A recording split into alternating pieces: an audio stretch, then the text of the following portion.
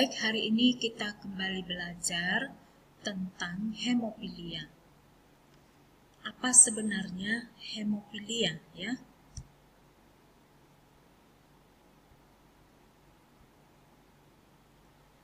Nah, hemofilia merupakan suatu penyakit yang dapat menyebabkan gangguan perdarahan dikarenakan kekurangan faktor pembekuan darah. Lalu hemofilia ini bersifat genetik, diturunkan dari anggota keluarga, tetapi tidak menutup kemungkinan bisa juga terjadi pada orang dewasa, ya, yang sering dikatakan dengan acquired hemofilia atau hemofilia yang didapat. Hemofilia ini merupakan penyakit yang tidak dapat disembuhkan. Jadi pengobatan sebenarnya ditujukan untuk meringankan gejala dan mencegah terjadinya komplikasi. Nah, pada tingkat keparahan, hemofilia ini ditentukan oleh jumlah daripada faktor koagulasi yang ada di dalam darah. Semakin rendah jumlah faktor koagulasi, maka semakin besar kemungkinan terjadinya perdarahan. Hemofilia genetik ini memiliki gangguan karena kromosom dari DNA, yaitu kromosom seks, ya, kromosom X dan Y. Kromosom X ini membawa gen hemofilia A dan hemofilia B. Jadi, hemofilia disebut juga gangguan terkait dengan kromosom X. Nah, ini gambarannya penyebab hemofilia.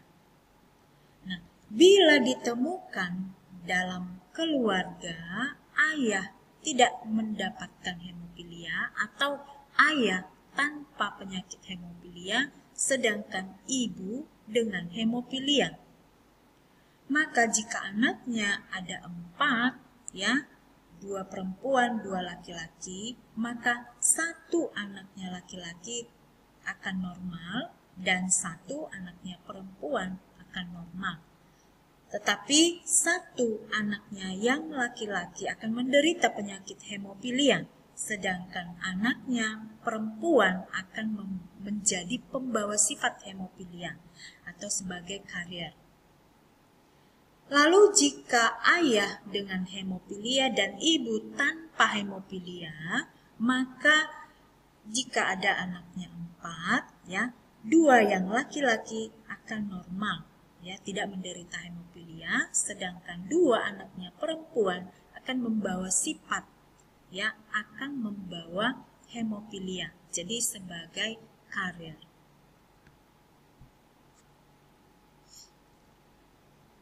Nah, tadi sudah dijelaskan sedikit klasifikasi daripada hemofilia. Hemofilia itu terdiri dari 3 jenis. Ada hemofilia tipe A, merupakan suatu kekurangan faktor pembekuan darah ke-8. Penyebabnya bisa karena kehamilan, karena kanker, penggunaan obat-obatan tertentu, dan penyakit, salah satunya adalah penyakit lupus. Yang kedua adalah hemofilia tipe B, merupakan suatu penyakit di mana terjadi hemofilia karena kekurangan faktor pembekuan darah ke-9. Umumnya diturunkan oleh ibu. Akan tetapi bisa juga karena perubahan mutasi gen, ya, sebelum bayi dilahirkan.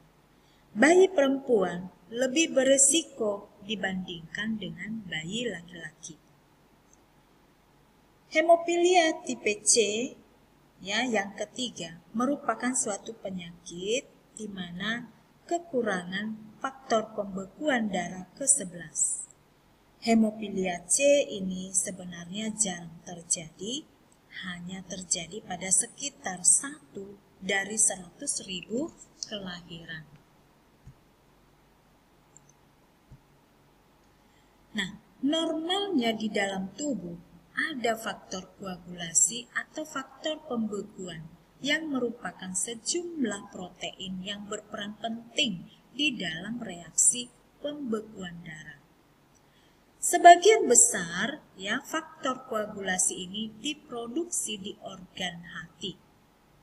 Ada 13 jenis faktor pembekuan atau faktor koagulasi. Yang pertama adalah fibrinogen, faktor kedua protrombin, faktor ketiga trombokinase, keempat kalsium, faktor 5 proakselerin, faktor 7 prokonvertin, faktor 8 plasmokinin, faktor 9 protromboplastin beta, faktor 10 protrombinase, faktor 11 faktor PTA, faktor 12 faktor Hageman, dan faktor 13 adalah fibrinase. Nah, tadi untuk hemofilia A itu karena kekurangan faktor 8 yaitu plasmokinin. Hemofilia B kekurangan faktor 9 protromboplastin beta, dan faktor 11 itu karena faktor PTA yang kurang, itu adalah penyakit hemofilia tipe C.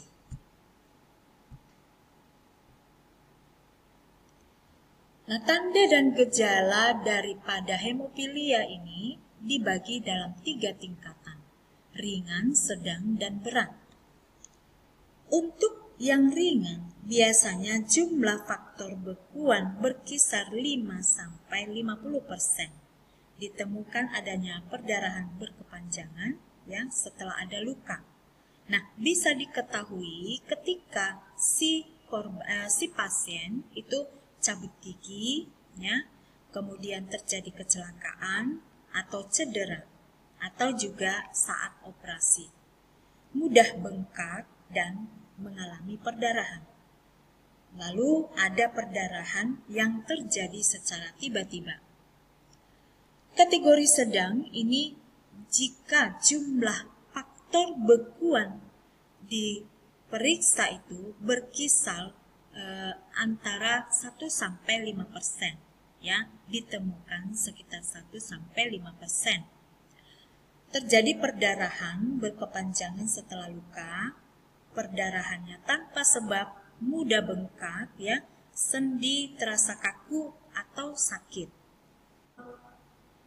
Sedangkan tanda dan gejala yang berat itu jika faktor bekuannya diperiksa berkisar kurang dari 1%. Nah, ini kita lihat adanya perdarahan tiba-tiba, terjadi perdarahan sendi, ditemukan bengkak dan rasa sakit pada sendi, ada perdarahan pada hidung atau mimisan, perdarahan pada perdarahan berat dari luka yang kecil, lalu ditemukan darah pada urin, ditemukan darah pada kotoran atau feses atau tinja, lalu ada perdarahan pada gusi. Lalu pemeriksaan atau tes screening dilakukan itu ada pada tes hematologi untuk memastikan diagnosis hemofilia, untuk menegakkan penyakit hemofilia. Ada 2 jenis pemeriksaan. Pertama adalah hitung darah lengkap. Kedua adalah tes APTT. Hitung darah lengkap ini terdiri dari pemeriksaan hemoglobin, pemeriksaan eritrosit atau sel darah merah, pemeriksaan leukosit, sel darah putih, trombosit, gula darah, hematokrit. Lalu kalau pemeriksaan APTT, tes activated partial thromboplastin time, ini ditujukan untuk mengukur berapa lama bagi darah untuk membeku. Nah, dilakukan juga untuk mengukur pembekuan faktor 8, faktor 9, faktor 11 dan faktor 12 ya, yang tadi penyebabnya dari hemofilia A, hemofilia B, dan hemofilia C. Nah, apa yang bisa dilakukan untuk mencegah terjadinya perdarahan pada penderita hemofilia? Pertama adalah berolahraga secara teratur. Kegiatan seperti berenang, naik sepeda, dan berjalan ini dapat membangun otot sekaligus melindungi sendi.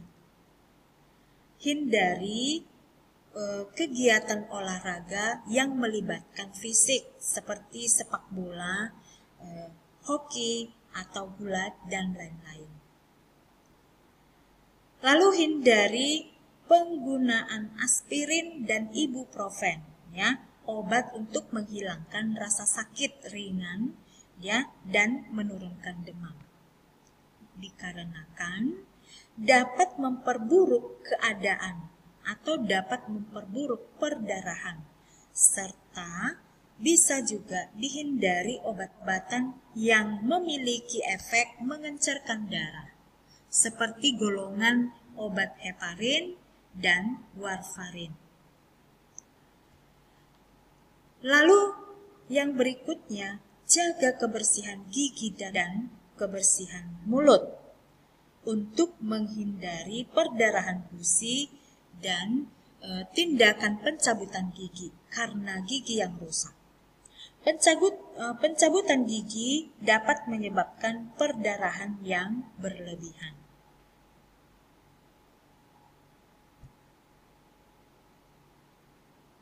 Nah, demikian untuk pembelajaran kita tentang hemofilia. Terima kasih atas perhatiannya dan selamat belajar.